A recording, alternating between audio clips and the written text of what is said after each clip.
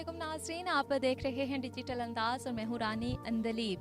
नाज़रीन, आज मैं मौजूद हूँ हीलिंग डोर रिहैब सेंटर में, जहाँ पे न सिर्फ मरीज़ों की ज़हनी सेहत के ऊपर काम किया जाता है, बल्कि उनकी जिस्मानी और नफ्सियाती सेहत के ऊपर भी भरपूर तवज्जो दी जाती है, ताकि यहाँ आने वाले पेशेंट्स जो हैं ठीक होकर दोबारा से माशरती सरगर्मियों में हिस्सा ले सकें और अपनी ज़िंदगी में बेहतरीन तरीके से काम कर सकें।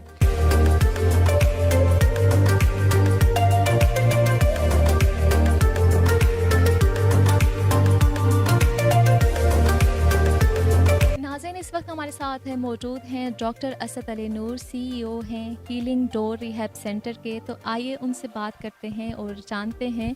अस्सलाम वालेकुम। वालेकुम अस्सलाम। सर, कैसे हैं आप? जी अल्लाह का शुक्र, आप ठीक हों? अच्छा, असद साहब, मुझे ये बताइए कि सबसे पहले हीलिंग डोर रिहैब सेंटर का क़याम कब हुआ और इस सेंटर को बनाने का आपका मकसद क्या था? जी, healing door rehab and psychiatric centre का जो इख्तिमाम हुआ या जो हमारी इनॉग्रेशन हुई, जो आगाज़ हुआ अप्रॉक्सीमेटली वो 2020 में ही हुआ। उससे पहले मैं ख़ुद डिफरेंट रिहेबिलिटेशन सेंटर्स और साइकियाट्रिक हॉस्पिटल्स में काम कर चुका हूँ, और उसके बाद फिर हमने ओवरऑल एक टीम बनाई और उस टीम के तहत हमने यहाँ पर मरीज़ों को सर्विसेज देना शुरू किए, जिसमें ड्रग एडिक्शन के भी पेशेंट्स होते हैं और साइकियाट्रिक इलनेस के भी पेशेंट्स होते हैं।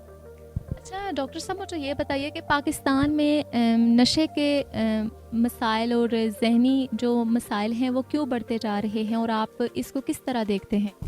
देखिए, हम एक डेवलपिंग कंट्री में रहते हैं और यहाँ पर डिफरेंट इश्यूज़ आप फेस कर सकते हैं। डिफरेंट डेली बेसिस पे हम देख रहे हैं कि बहुत सारे हमारे सोशल इश्यूज़ भी है, पर्सनल इश्यूज़ भी है, फिर फाइनेंशियल इश्यूज़ भी है, चूँकि हमारी जो पॉपुलेशन है वो मोस्टली लोअर मिडिल क्लास से ही बिलोंग करते हैं। ऑन द अदर हैंड अगर हम देखें तो आबादी भी बहुत ज़्यादा तेज़ी के साथ बढ़ रही है, तो मुख्तलिफ़ किस्म के इस तरह के सोशल इश्यूज़ है जो कि उसकी वजह से फिर ज़ाहिर सी बात है, या ड्रग एडिक्शन या नफ्सियाती मसलों का बहुत बड़ा मसला भी बना हुआ है कि लोग ज़हनी तौर पर मफलूज हो रहे हैं, उनको मसले शुरू हो रहे हैं, उनको एंजाइटी हो रही है, उनको डिफरेंट किस्म के डिप्रेसिव सिम्टम्स आते हैं या किसी में कोई और नफ्सियाती मसले आते हैं। तो रीज़न्स बहुत ज़्यादा है, लेकिन जो मेन कॉजेज़ है वो ये है कि सोशल इश्यूज़, और इसके अलावा फिर अवेयरनेस भी नहीं है हमारे पास, क्योंकि पता भी नहीं है लोगों को कि अगर किसी को कोई नफ्सियाती मसला हो, कोई ज़हनी मसला हो, तो उसके लिए करना क्या है। फिर यहाँ पर अवेयरनेस पे हमारी सोसाइटी में कोई काम नहीं हो रहा, प्रिवेंशन पे कोई काम नहीं हो रहा कि अगर कोई ड्रग्स की तरफ जा रहा है तो उसको पहले आगाही नहीं होती कि मैं किसी अच्छी चीज़ की तरफ जा रहा हूँ या किसी गलत चीज़ की तरफ जा रहा हूँ। तो अवेयरनेस की बहुत बड़ी कमी है। ये एक बहुत बड़ा रीज़न है कि इस मुल्क में ये जो स्टिग्मेटाइजेशन है या मेंटल हेल्थ पे काम नहीं हो रहा, तो ये बहुत सारे मल्टीपल रीजंस है इसके। तो आपके पास पेशेंट ट्रीट होते हैं या आपके पास जो पेशेंट काउंसलिंग के लिए आते हैं, तो सोसाइटी का क्या बिहेवियर होता है उनके साथ जब यहाँ से ठीक होने के बाद जाते हैं? उस सोसाइटी का कितना किरदार है आपकी नज़र में? जी बिल्कुल, एक बहुत बड़ा रोल है, एक बहुत बड़ा किरदार है सोसाइटी का, क्योंकि जनरली अगर कोई भी मरीज़ किसी साइकियाट्रिक इशू के लिए किसी साइकियाट्रिस्ट या किसी साइकोलॉजिस्ट की तरफ अप्रोच करेंगे, तो सबसे पहले जो स्टिग्मा है लोगों के जहन में वो तो ये है कि लोग ये पागल है, इनको कोई नफ्सियाती मसला है। ब्रेन है, एक आर्गन है जिसमें फंक्शनिंग होती है, जिसमें हार्मोनल चेंजेस आ सकते हैं, जिसमें थॉट्स पैटर्न में चेंजेस आ सकते हैं। उसको ठीक करने के लिए ज़रूरी है कि आप उसी मेंटल हेल्थ प्रोफेशनल की तरफ जाए जो साइकियाट्रिस्ट है, जो साइकोलॉजिस्ट है, ताकि वो आपको हेल्प आउट कर सके। लेकिन सोसाइटी का रूल इस तरह है कि अगर कोई मरीज़ अंदर से लड़ रहा है, वो प्रॉब्लम्स में है, वो मुश्किलात में है, वो डिफ़िकल्टीज़ में है, वो नॉर्मल लाइफ नहीं गुजार सकता, लेकिन स्टिल ही और she can't approach any professional. उसका रीज़न ये है कि अगर वो जाएगा तो वहाँ से लोगों ने स्टिग्मेटाइज़ करना है कि ये तो पागल है, इनको तो कोई नफ्सियाती मसले हैं। तो ये मुख्तलिफ़ किस्म के कॉजेज़ है जो कि इस तरफ फिर बढ़ते जाते हैं। अच्छा, आप मुझे बताएं कि हीलिंग डोर रिहैब सेंटर में आपकी टीम जो है वो किस तरह पेशेंट के साथ ट्रीट करती है, क्या थेरेपीज़ होती हैं और किस तरह आप पेशेंट को लेकर चलते हैं? मुख्तलिफ़ किस्म के तरीक़ाकार होते हैं, चूँकि हमारी पूरी टीम जो कि जिसमें कंसल्टेंट साइकियाट्रिस्ट भी काम कर रहे हैं, साइकोलॉजिस्ट भी काम कर रहे हैं, फिजिशियंस और medical doctors, yoga meditation expert या स्पिरिचुअल हीलर्स भी काम कर रहे हैं। इसके अलावा हमारा जो सपोर्टिंग स्टाफ है या जो नर्सिंग स्टाफ है वो भी काम कर रहे हैं। तो एक होलिस्टिक अप्रोच के तहत ही हम यहाँ पर मरीज़ों का इलाज करते हैं। जो पहला स्टेप होता है किसी भी मरीज़ का, जब गेट से अंदर होता है तो उनका स्क्रीनिंग और असेसमेंट हो जाता है। स्क्रीनिंग और असेसमेंट में हमने पेशेंट की फैमिली से भी हिस्ट्री लेनी होती है और मरीज़ को भी देखना होता है, उसको भी असेस करना होता है।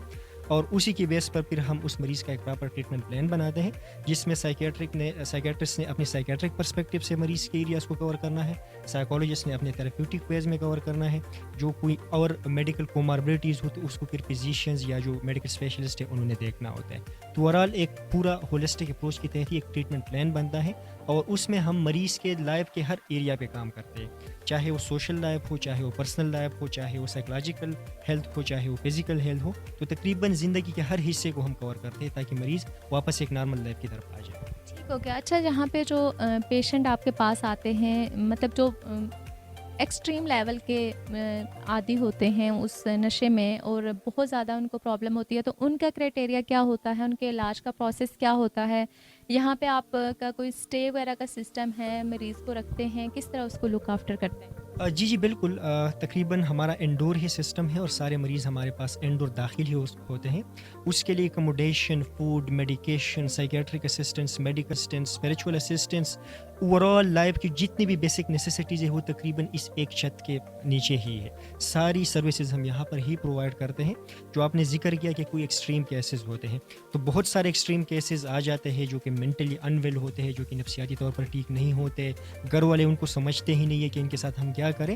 تو اس میں ہماری پوری ٹیم ٹرینڈ ہے, وہ جیسے یہاں پر آتے ہیں تو ہم ان کو پراپر وہ میڈیکیشن بھی شروع کرا دیتے ہیں, ان کو پراپر ان کی ہائیجین کی طرف لے کے جاتے ہیں, ان کو ٹریٹمنٹ کے جو باقی ایریاز ہیں جس طرح تھراپیز ہو گئے, گروپ سیشنز, انڈیویجول سیشنز, ان سارے پروسیس میں اس کو لے کے آتے ہیں.